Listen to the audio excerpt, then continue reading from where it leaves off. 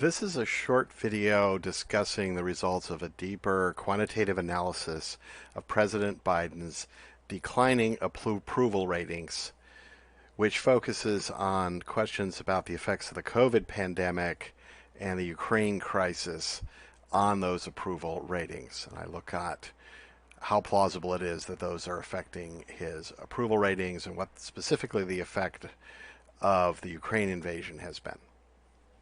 The data is from many different polls with approval and disapproval ratings consolidated together. The green plus signs are the actual data, so the ratings are in percent approval. And what I'm curious about is more than just what the plot looks like, but understanding why Biden's approval has dropped. I have a preconceived idea that I'm going to show.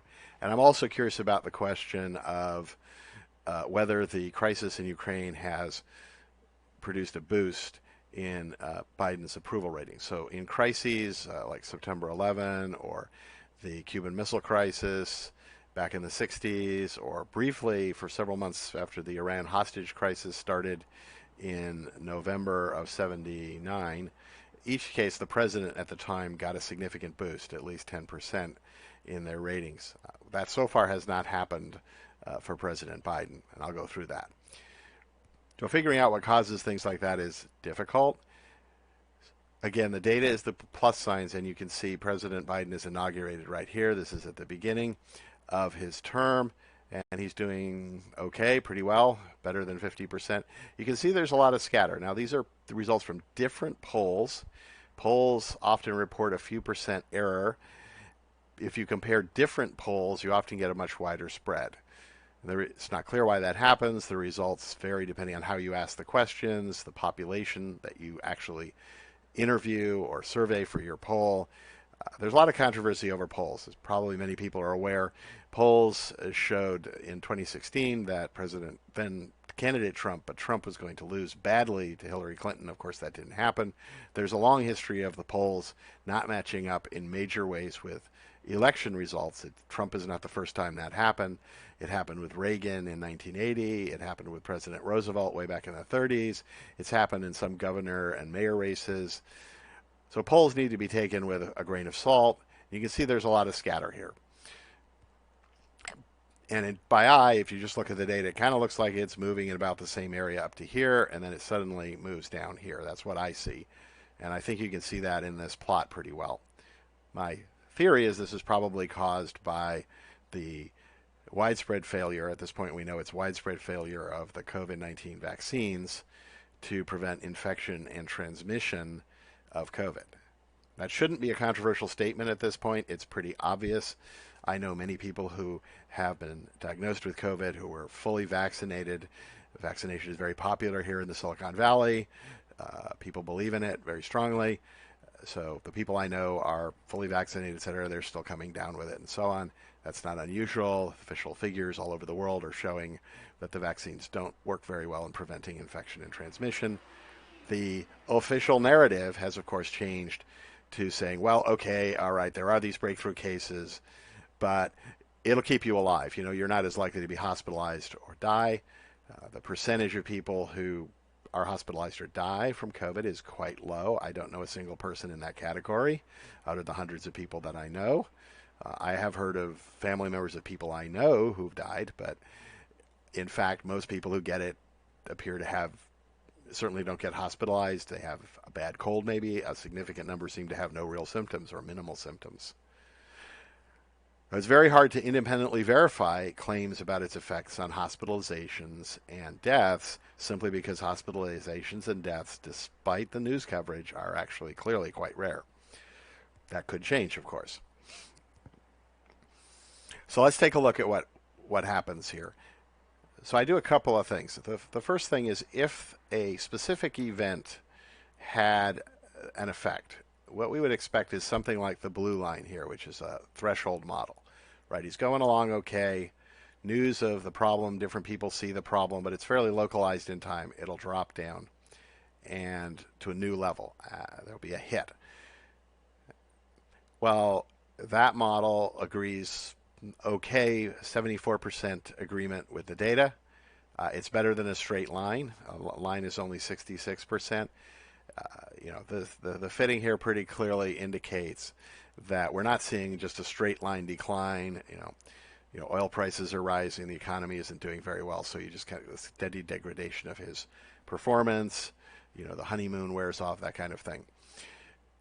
It really does look like there might have been something right around here that caused a drop.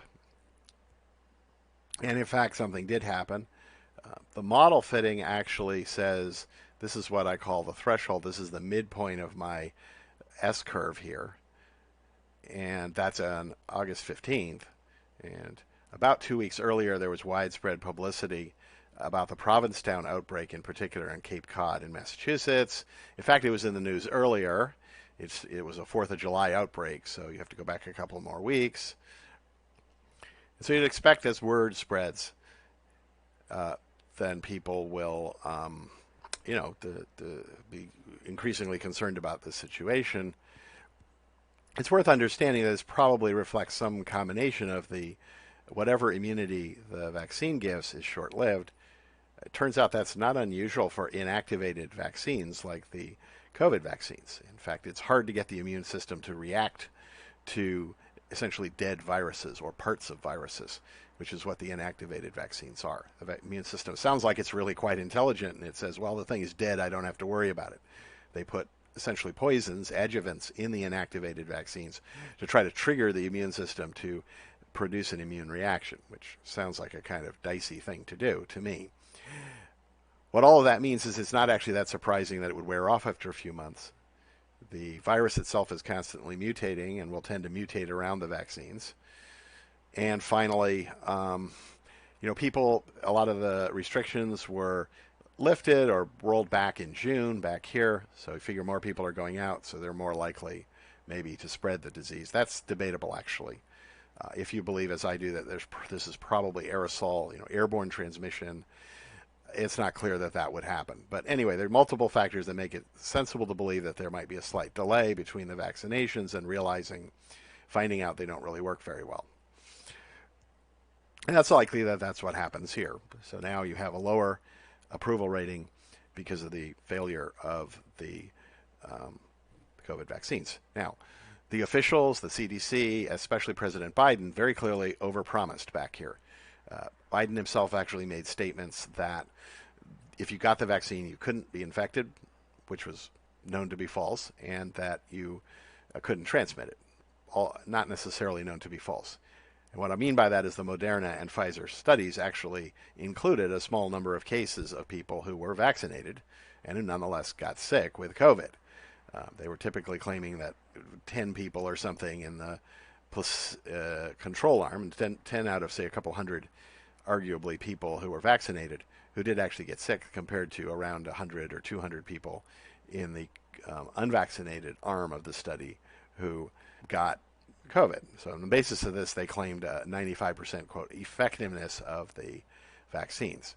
They weren't perfect from the very beginning, and it was always the case that some people would get COVID even though they were vaccinated. But they basically either explicitly stated, like Biden did, or strongly implied that the vaccines were perfect. And they went through a period, as many viewers may recall, of saying, well, these so-called breakthrough infections were rare. No, they really weren't. And now, of course, there are many breakthrough infections. It's very clear that these promises were overstated, to put it mildly. It's not surprising when you overpromise and underdeliver that you get a big hit in your approval rating.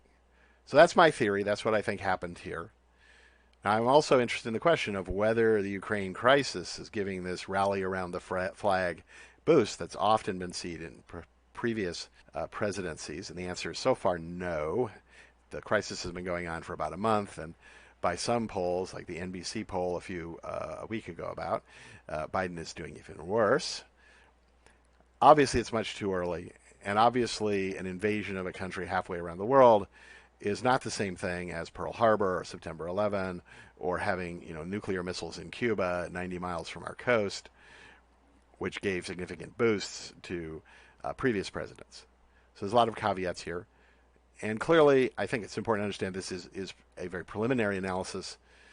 There's just inherently poor quality to the data from the polling, as you can see from all the scatter and the numbers. There are unknown problems with polling.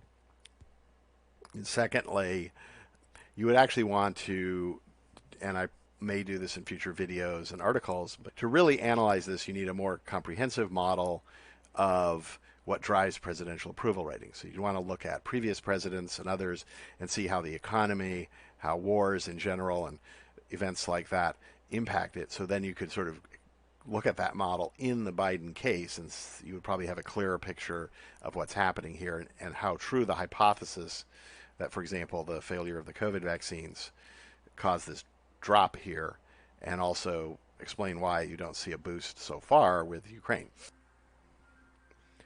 This concludes this video presentation.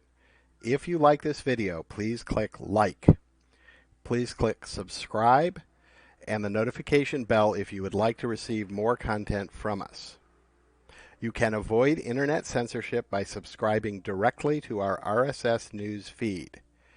Please consider sharing the link by email and on your website or blog, in addition to liking, upvoting, or sharing on increasingly censored, advertising beholden, big company social media. We have encountered such censorship.